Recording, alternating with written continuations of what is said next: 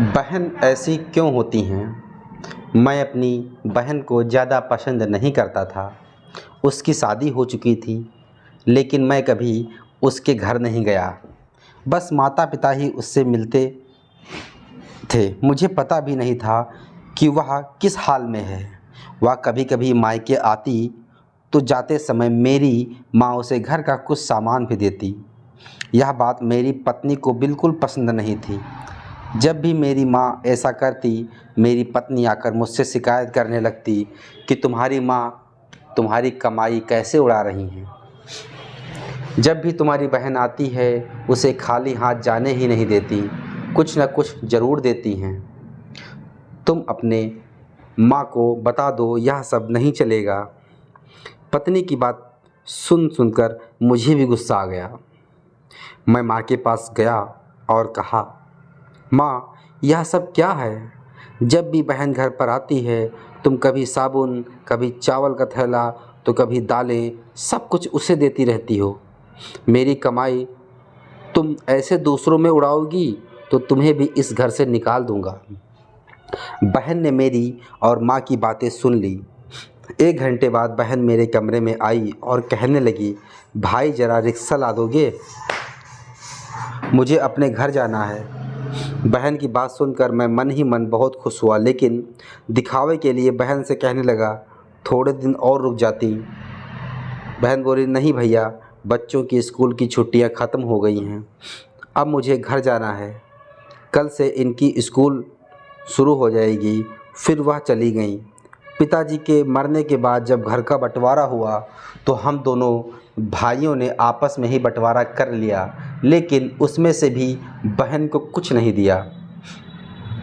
फिर वह भी खामोश रही, हमसे कोई शिकायत नहीं की। लेकिन हमारी माँ बहुत रोई और कहने लगी, बहन को भी कुछ दे दो। लेकिन हमने माँ की एक ना सुनी और माँ को डरा धमका कर चुप कर दिया। अब बेचारी विधवा औरत, अगर हम उसे घर से निकालते तो वह कहाँ जाती, इसलिए चुप हो गई। भाई साहब ने अपना हिस्सा बेचकर शहर जाकर नया काम शुरू कर दिया और वहीं रहने लगे। हमने अपनी बहन के साथ जैसा व्यवहार किया था, उसकी सज़ा तो हमको मिलनी ही थी। भाई साहब का कारोबार बर्बाद हो गया और वह मज़दूरी करके अपना पेट पालने लगे। मेरे बड़े बेटे को भी टीबी हो गया। उसके इलाज में लाखों रुपए ख़त्म हो गए।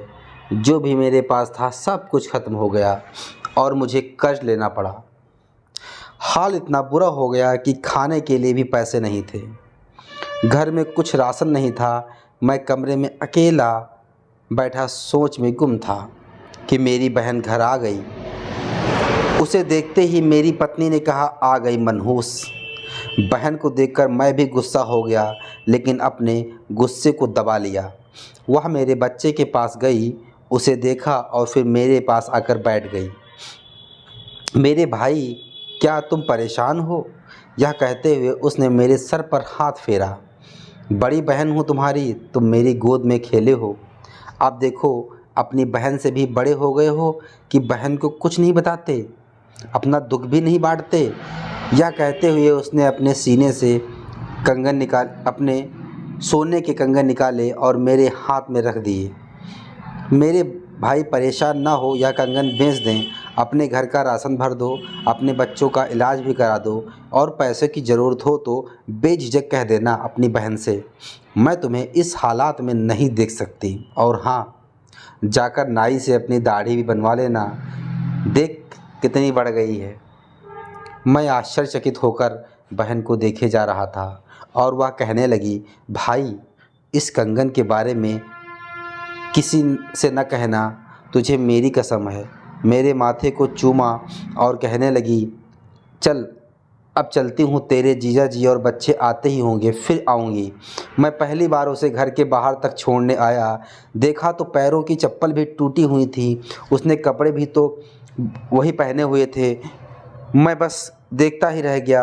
मैंने तो कभी अपनी बहन की घरेलू हालत जानने की कोशिश नहीं की, लेकिन जब उसने मुझे बुरे हाल में देखा तो दौड़ती हुई आई और अपने सोने के कंगन भी दे दिए ताकि मैं अपने बच्चों का इलाज करा सकूं और अपने घर का हाल सुधार सकूं।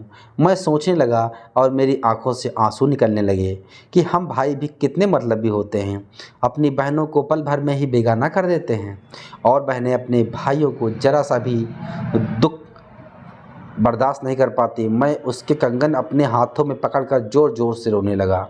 दोस्तों, आपकी बहन अपने ससुराल में न जाने कितने दुख सह रही होगी। कुछ समय उसके पास बैठकर उसका हाल-चाल जानने की कोशिश ज़रूर करें। मालिक सभी बहनों की झोली खुशियों से भर दे।